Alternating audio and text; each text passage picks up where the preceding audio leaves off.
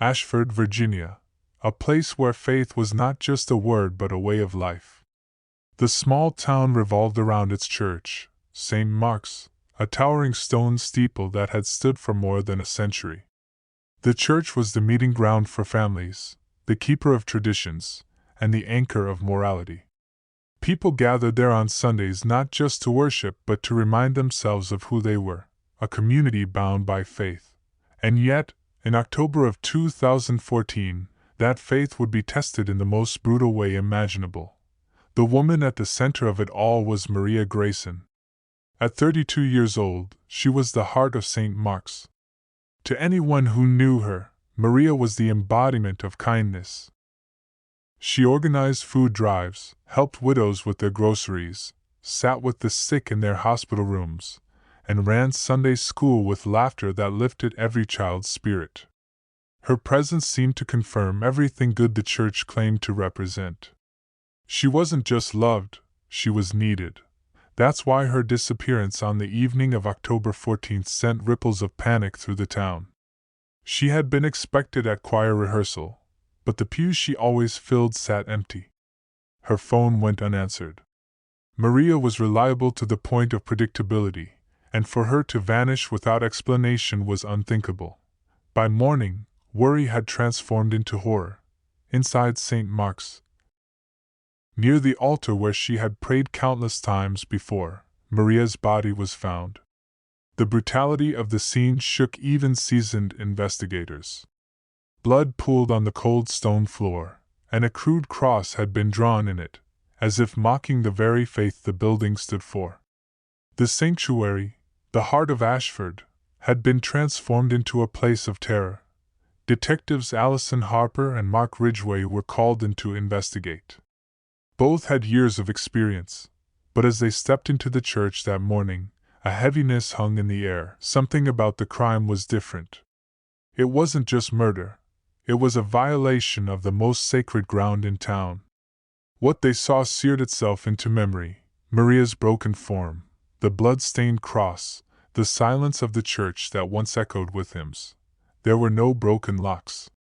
No sign of forced entry. Whoever had killed Maria had not needed to break in. They had been let in. Trusted. As the investigation deepened, detectives uncovered Maria's diary, hidden inside her handbag. At first, the words seemed ordinary: prayers, reminders, thoughts about her Sunday school class. But soon, a darker thread emerged. "He's watching me," one entry read. Another, "The man in black follows everywhere." And then, "The church books hide sins no one must see." Maria had been afraid. She believed someone within the church walls was haunting her steps, and she had discovered something she was never meant to find. Suspicion quickly turned toward Father Daniel McKinnon, the priest who had led St. Mark's for nearly 2 decades. To the town, he was a shepherd, a spiritual father. But to detectives, questions piled up. Why had he been so calm at the crime scene? Why did the church's financial records show missing funds? And why, according to Maria's friends, had she recently left private meetings with him visibly shaken? The image of a faithful leader began to crumble. Was Father Daniel hiding more than just spiritual secrets? The answer came not directly from him, but from another man, Stephen Fletcher, a private investigator. Fletcher had been hired for what church officials described vaguely as business matters. But when interrogated, he cracked. His confession blew the case wide open. According to Fletcher, Maria had uncovered too much. She had stumbled upon evidence of embezzled funds, whispers of secret affairs, and even a child born out of wedlock that could destroy reputations. Fletcher alleged that Father Daniel feared exposure, feared that Maria's diary and her courage would undo everything. And so, Fletcher claimed, the order was given: Maria had to be silenced. Permanently, the case moved to trial, drawing national attention. The courthouse steps swarmed with reporters. Inside, the prosecution presented Maria's diary, the missing church funds, and Fletcher's testimony as evidence.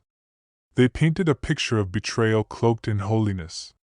The defense, however, portrayed Father Daniel as a victim, framed by Fletcher, misunderstood by the town, falsely accused in a storm of gossip. The jury deliberated for 7 hours. When they returned, the verdict was clear. Guilty. Father Daniel was sentenced to life in prison without parole. When the gavel struck, Ashford shattered. The church that had once united the town now divided it. Some parishioners swore Father Daniel was innocent, clinging to their belief that their priest could never be a murderer. Others spat his name like a curse, furious that they had been betrayed from the pulpit. Families fractured. Neighbors stopped speaking. St. Mark's, once the beating heart of Ashford, closed its doors. The pews collected dust, hymnals sat unopened, and the bells that once rang with joy fell silent. The steeple still towered over the town, but it no longer stood as a symbol of faith. It was a monument to betrayal, yet Maria's memory endured. In a quiet corner of Ashford, a memorial garden was planted in her honor. Children still lay flowers there, just as they once had in her Sunday school class. Her diary, filled with prayers and warnings, became a testament to her courage. Even as fear closed in, she had not given up. She had tried to fight with truth. Her story left a haunting lesson: evil doesn't always lurk in shadows. Sometimes it wears a collar. Sometimes it stands at the altar. And so, in the town of Ashford, the steeple of St. Mark's still pierces the sky.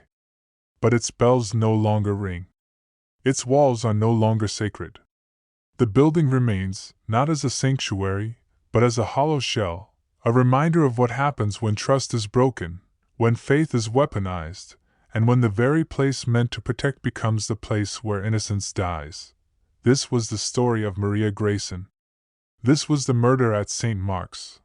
And if stories like this haunt you as much as they haunt me, don't forget, you're watching Crime Chronicles.